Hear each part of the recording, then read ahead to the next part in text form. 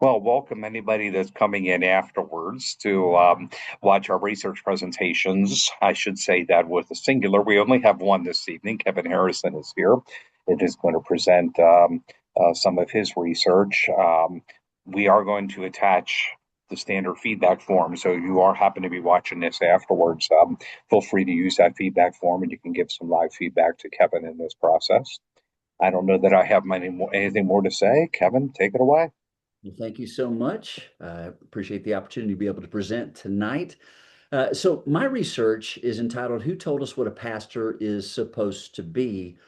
And specifically going into a study of competing sources of knowledge that shape pastoral identity, role expectation, and sustainability in contemporary evangelical ministry. And let me go on here. My research question was, how do evangelical churches come to know what a pastor is supposed to be, and how do competing sources of knowledge shape pastoral identity, authority, and sustainability? Everybody has an expectation who's ever been into a church of what they think that a pastor should be. From the time that we're young, I grew up in a church. I was in church. The very first church service I was in, I was 3 days old, from what I was told. I don't remember that personally, but 3 days old. And so you grow up in ministry, and you have thoughts about ministry. Even if somebody doesn't go into ministry, you think this is what a pastor is supposed to be, or you've seen good examples or bad examples of that. I worked for one pastor who was a phenomenal shepherd who was there. Pastoral care was amazing. Worked for another one who did no pastoral care whatsoever, was an incredible speaker, kind of everything in between. And so there are all kinds of different things, everything from scripture to our personal experiences, all of these different things, they shape how people know that a pastor is supposed to be. So with my literature review, searched a lot of things. We'll talk about the different sources here in just a second, but here's some of the connections that I came up with it. In everything that I read, the interviews, the videos that I listened to, the Imagination podcast, had 6 of those Imagination podcasts that I took a listen to. What I hear over and over again is that Scripture remains foundational in when it comes to ministry itself. And I also noted that theological education forms pastoral identity. It's interesting because when I was taking my Doctor of Ministry program at Luther Rice Seminary, it was great program, great people. But I was in one of the classes, Hot Button Topics was the title of the class. And one of the hot button topics was, should our church give to missions? And I just was back there chuckling. And the professor said, why are you chuckling? And I said, because Jesus said, let's go into the world and preach the gospel to everybody. And so but for their denomination, what they were walking through, that was a big issue for them. Now, my experience, it just was, yeah, common sense. But I understand that not everybody has the same experience. And this is one of the things I'm learning more and more throughout research. And so theological education forms pastoral identity based upon what your experience and what school you're in. Also, denominations formalize authority and accountability. I've been going through a lot of denominational handbooks. I'm going to reference one specifically because I wanted to know, what denominations say about what a pastor is supposed to be. And in every one of these, they are very similar, back to Scripture, but there's also a number of differences based upon the denomination. Then job descriptions, they set and expand expectations. I've got a thorough list. I've done research over 150 different job descriptions that I'm working toward for my dissertation, which a lot of the dissertation has changed. Dr. Tony, you'll appreciate, because you know where I was going with the research, and it's kind of like I was starting with the end, but now I'm kind of at the beginning and looking at the encoding at the beginning and how it impacts the end rather than working from the end back. Then media shapes pastoral imagination, whether that's people being, you watch people on TV, whether it's especially social media today with all the reels, people can pick up, 15-minute theology or 1 to 2 minute theology. And they can look at it in that real 15-second to 30-second, was what I was trying to say. And you look at that and you think, okay, this is what a pastor should look like. This is how a pastor should speak. This is what they should do. And then also, one of the things that I found in my research was, it was interesting that conflict reveals hidden assumptions. In other words, whenever there's a problem and a pastor has to deal with an issue inside of a church, that's where you really begin to find out what some people believe that a pastor should be. And then lastly, that burnout literature reveals vocational strain, and a lot of that, that I've come across in my research. Now, my thesis statement was pastoral identity is shaped by competing systems of knowledge. When those systems create competing expectations, pastors experience role expansion, identity fragmentation, and vocational strain. And if you'll look at the bottom of the graphic there, you can see that fragmentation, all the different things that a pastor is expected to be, which we'll talk about here in just a moment. Now, the research approach I took was qualitative phenomenological study, examining the competing sources of knowledge that are shaping. Um, you know, Part of my research, mainly for this one, I'll talk about it in just a second, were 50 different job descriptions that I pulled from 5 different search firms. And so it was interesting to see how their language was so different from one another. I also had a practitioner interview with Dr. Stephen Bruns, who is the Doctor of Ministry Director at Asbury Seminary, addressing some of these issues with him, asking him questions. As you'll see, the documentation, the document analysis of pastoral job descriptions, 50 of those that I took a look at, and I'm focusing on identity, authority, expectations, and sustainability. Now, this is why the method fits into the class that we're doing right now. The research question asks how churches come to know what a pastor is supposed to be, whether it's traditions or theological education, culture, institutional demands, or digital influence. How do they know? And how do those competing sources then really, do they work together? Do they fight against one another? And how does that shape sustainability in ministry? Now, the phenomenology obviously is the pastoral, their experience, their lived experience, and to interpret that in the meaning of pastoral identity. But one of the reasons why I chose this as well was because um, this method allows me to be able to take a look and read all the job descriptions then and utilize those as evidence, primarily because this is the way that churches, you can see how churches think about ministry, or at least the search firms, their interpretation of what the church is saying, what they expect their pastor to be. Now, in my data sources, the core books that I used for conversation in the literature review was Wood's Epistemology, Becoming Intellectually Virtuous, Abraham and Aquino, the Oxford Handbook of Epistemology of Theology, Aquino, I should have said, um, Brazil is Aquino, Wright, Knowing God Through the Old Testament. Then I chose a number of different journal articles, but I highlighted here Bowen, the document analysis is a qualitative research method. Frederick et al., the effects of role differentiation among clergy, and Heidegger, burnout, trauma impacts, and well-being among clergy and chaplains. I talked about the practitioner interview with Dr. Bruns. I have this primary data set of 150 different job descriptions for senior pastors that I collected specifically from churchstaffing.com. A little side note, I put those into AI and I just simply asked the question, based upon the job qualifications, would Jesus qualify for this job based upon his qualifications? And he qualified for exactly 0 of those churches as they were written, which I thought that was kind of revealing in and of itself. I look at the denominational documents, the Foursquare Church Handbook of Operations. I said I grew up in the Foursquare Church till about the age 15, 16. My grandfather was a pastor in the Foursquare Gospel Church for 65 years.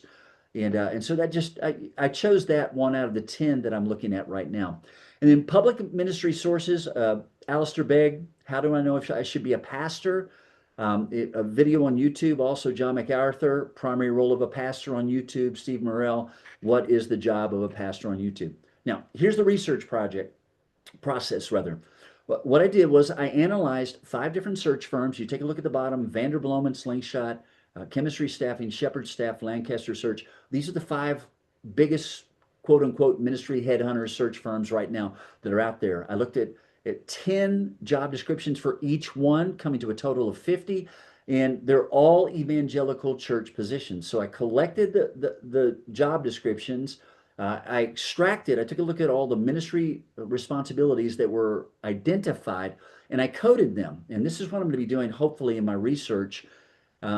Is I coded them in this thematic coding BEH, which is biblical, executive, and human.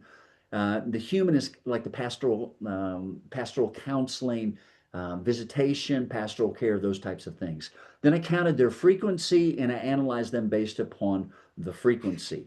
Now, here are the results of what I found from the 50 job descriptions.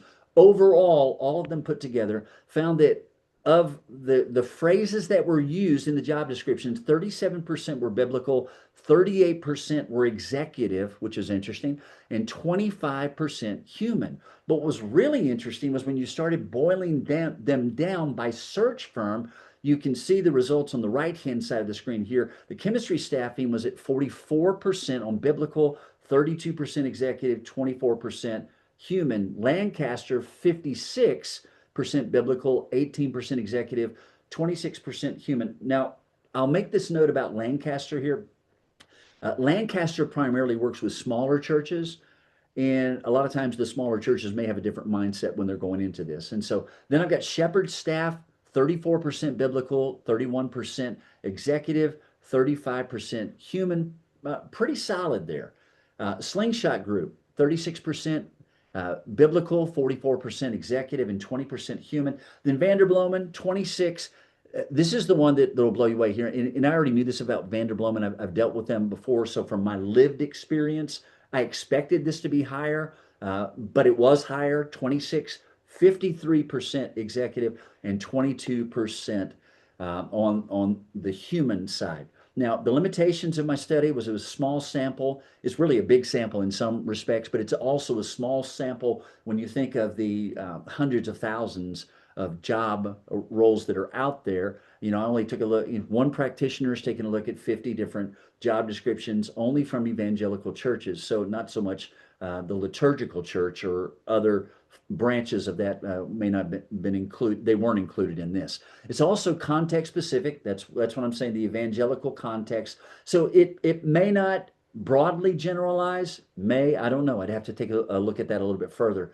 Participant perspective, when I talked to Dr. Stephen Bruns, I acknowledge the fact, what I received from him was a reflection of his experience and his personal convictions that he had. Then there's also the researcher interpretation, and I tried to be as careful as I can. All of us have some level of bias, and so you have to be very, very careful. And I do everything that I can. So that's why I took the first 10 job descriptions and didn't pick up another. Oh, that one looks more interesting to me. Also, this is exploratory. This is not final. It identifies patterns and tensions for future research, and then the coding reflects my own personal interpretation. So that is a limitation inside of that. Now, the results, major findings, executive was higher slightly than biblical, which honestly, from the 5, that kind of surprised me a little bit. Didn't Again, with Vanderbloemen it didn't, but with all of them combined, it surprised me. Then churches are increasingly describing pastors as hybrid spiritual executive leaders. And what I kept seeing over and over again was the larger the staff, the larger the church, the more it emphasized strategy and systems and executive types of roles. Then the shepherding relational care, which was interesting to me, was far less frequent in executive heavy postings because they were focusing on the pastor as a CEO. And then the pastoral expectations frequently combine preaching, leadership, counseling, administration, and organizational oversight. And lastly, the role expansion appeared consistently across all 5 organizations. Okay, my conclusions, obviously pastoral identity is shaped by competing systems of knowledge. Um, from everything from the time we're sitting in the pew, through the time we go to Bible college, seminary, through the job descriptions, through what a church, all of those things shape it. Scripture remains foundational, but also culture, institution, media, and organizational expectations also impact it. Then theological education and ministry practice are often misaligned. And this is something I've read over and over again from just practitioners, and I've heard this in just uh, conversations. Um, People want more practical education at that level. Job descriptions frequently expand the pastoral identity. Conflict exposes the hidden assumptions. We talked about that. And sustainable ministry requires theological clarity, shared ministry, and healthier role expectations. In the future, I want to ask the question, what source most shapes congregational expectations? How can we make job descriptions more sustainable? How can we bring them back more toward the biblical, where we're not wearing people out with all of the executive things? It's very difficult for a pastor to assume all of those roles. Then how can D-men, doctoral ministry formation, address role conflict? And how can churches evaluate pastors by faithfulness rather than performance alone? And I think that's something that often gets missed from conversations I've had with people. Last thing, I'll just leave you with this is I've done the research, as I've even prayed about this because this is something that's bothering me. I've watched a number of friends recently who've left the ministry because they've done things they shouldn't have done, or it just got hard and they left, they walked away, they weren't making money, different things.